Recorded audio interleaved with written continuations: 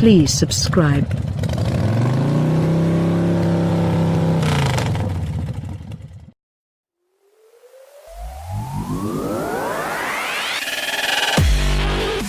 Hyundai doesn't just want to be Toyota, it wants to break Toyota, in part by relentlessly copying the Big T's jiujitsu.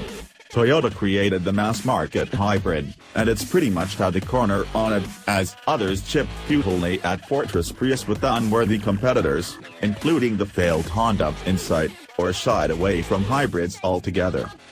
Yet, even as soft fuel prices have partially deflated the eco-car business over the past year, Hyundai sees opportunity, both in newfangled ride-sharing fleets where the break-even point on a hybrid is easily reached, and in up-and-coming millennials. They will represent 40% of new car buyers by 2020.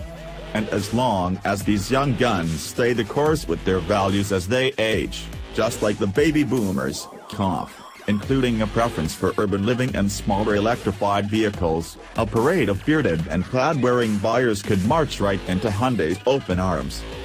The Ioniq and its sister, the Kia Niro crossover, are just volleys 1 and 2 in a 7-vehicle broadside over the next year intended to bust the Prius's lock on the average person's mental image of a hybrid.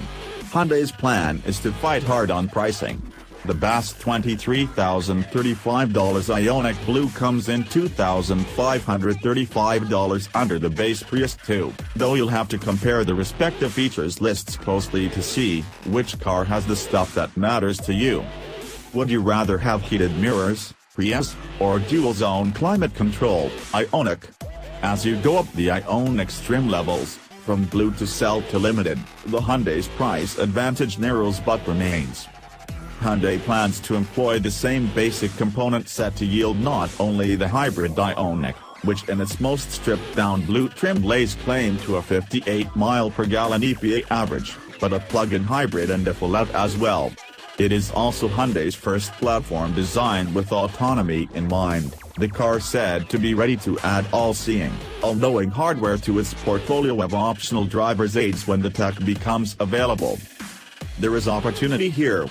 If Toyota can be faulted for something besides refusing to make anything more than modest improvements to the Prius's handling, it's for not expanding the Prius sub-brand into body styles such as crossovers, which are the preferred choice of today's buyers. Not everyone willing to pay extra for electrification wants a potato, and Hyundai doesn't plan on making that same mistake. However, first we get a Hyundai potato that looks a lot like a Toyota potato, and indeed like the Idaho Russet that was the Honda Insight. And that's not really anyone's fault. If Mother Nature had simply taken a few classes at Art Center, we'd all be driving around in Ferrari 330p 4S. But her wind tunnel rewards a somewhat xanthic form with small wheels and a tall billboard butt. Toyota wrestled with this conundrum on the current Prius by assigning the front and rear styling to wavy gravy. But Hyundai has decided to be practical and adorn the Ioniq with a more conventional suite of corporate brand motifs that meld into a pleasing expression of cultured grace. If the Ioniq looks like an Elantra with the hatchback, that's because it more or less is. The Ioniq's 106.3-inch wheelbase is identical to the Elantra's, and its strut front and multi-link rear suspensions, while having more aluminum, owe much to Hyundai's popular compact. Any driver of the current Elantra won't even need to spend much time with the Ioniq's owner's manual, as the control placement, the classy piano key buttons, the technically grained plastics that effectively disguise the cheap bits, and the functions of the central touchscreen are so familiar.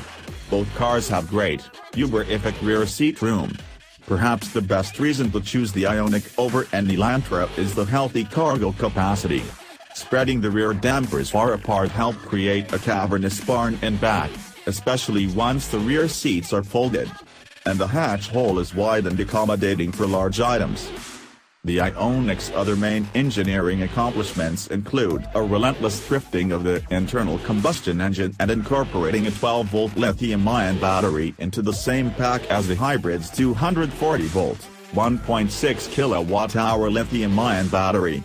Until now, non-plug-in hybrids have typically followed a more conventional route with cheaper, less power-dense, but less tempestuous, nickel metal hydride batteries and separate lead-acid 12-volt batteries. In the Ioniq, both the 12 and 240-volt batteries get crammed into a single box compact enough to fit under the rear bench with only a small ventilation grill to give it away. Hyundai also offers the industry's first lifetime battery warranty, removing one fear that causes potential buyers to reject electrified cars.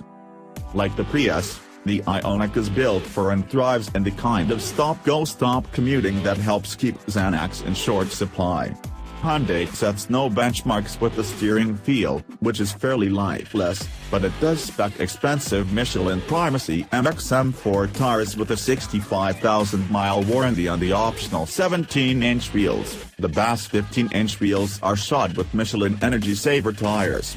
And the Ioniq's suspension, while a little on the firm side, especially with the tires inflated to the recommended 36 pounds per square inch, a somewhat high number for a 3,173-pound car, does a fine job keeping the rubber face down, the body fairly upright in corners, and the driver feeling in control.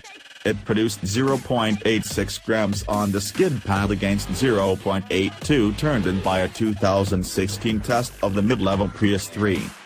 The Ioniq runs in a somewhat lethargic eco mode unless you slide the shifter left, which drops it into sport mode and perks up the throttle considerably, and can also activate manual shift mode if you push or pull the shifter and take control of the 6-speed dual-clutch automatic.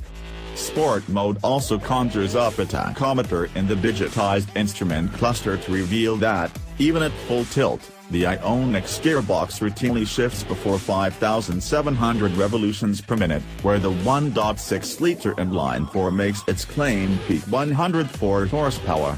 Hyundai chose this transmission for its efficiency over a conventional automatic with a torque converter and planetary gear sets, and because it has no two-motor CVT akin to a Prius's, and because only Honda has ever been allowed by the World Police to build a manual transmission hybrid. Fully nailed, our Ioniq returned an 8.9-second trot to 60 miles per hour, another drubbing of the 10.5-second Prius, which weighed only 3,113 pounds. Always driving in sport mode defeats the Ioniq's purpose as a mileage stretcher, though eco mode produces only the faintest responses from the gas pedal. This is particularly apparent on the freeway if you're trying to scurry around someone, especially on a grade. You really have to put the spurs to the Ioniq to tape its modest get-up, and the road engine thrum lets you know that this is not a machine built for thrills. The powertrain switches from electric to gas to combined thrust mostly transparently, though the occasional driveline jerk slips through as the electric motor, generator and 6-speed seem to fall out of sync. The car also takes its time shifting between drive and reverse, and unless you hold the brake, it may even roll downhill a bit while its computers do the math and move the levers. The regenerative braking is fairly mild and there's no max regen mode as in the plug-in Ioniq or Prius or Chevy Volt, probably because the Ioniq hybrid's battery capacity is too small to really benefit from it. Thus, you can't one-pedal the Ioniq. You get limited data about mileage performance, including a percentage breakdown that classifies your driving as either economical, normal, or aggressive. When we calculated our 45 mile per gallon test average, that display showed 49%, 42%, and 9%, respectively, a seemingly normal spread, lest you believe our usual lead feet are what caused the test average to fall well short of the 55 mile per gallon EPA combined rating for our limited trim test car. We might have done better if the Ioniq rewarded its handlers for stingier driving through the display, as the Ford C-Max does with its ever-growing leafy vines. That kind of digital pellet drop can get the mice working harder to excel in the experiment, but the Ioniq offers no such rewards. Actually, real-world fuel economy in the mid-40s is par for this class. The Prius delivered 42 miles per gallon and 44 miles per gallon on its 54 city/50 highway rating in two separate tests. Hybrids in general shine especially brightly in the EPA's tests, and the Ioniq appears to be no exception.